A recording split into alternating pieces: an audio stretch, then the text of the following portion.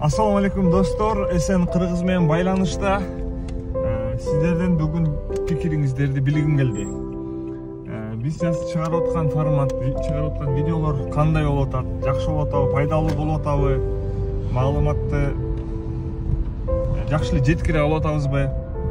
Анан айта турган дагы бир нерсем, Кудай буйруса сапарыбыз карып баратат. Эртең өз мекенибизге кайтабыз.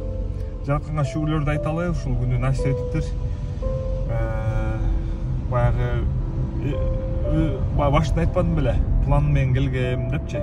Эс алуу менен кошо пландарды дагы байкаштырганча деп. Биз каалагандай болду, анан кээ бир жерлерден каалагандай болбоду.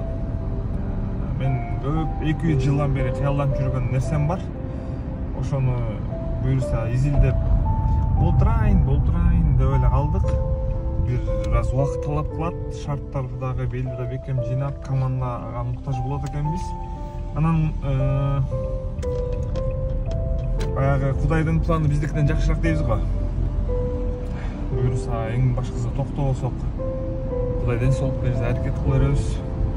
Кылып аткан нерсебиздин баары ошол ийгилик жаратуу, ал эми ийгиликтен түшкөн пайда, жыйынтык, топтолгон тажрыйба Кудай буйруса өз мекенибизге кызмат кылуу максатында болуп буйруса.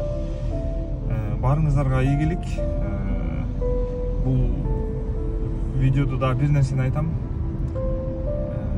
Канча жылдан бери мээнет кылып бизнес жаатынан ишкерлик тармагында результат көрбөсөм дейм, бирок ийгилигим менен тажрыйбам болуп атат да.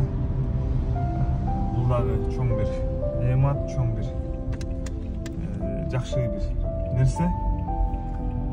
Баарыңыздарга ийгилик, буйруса баары алда.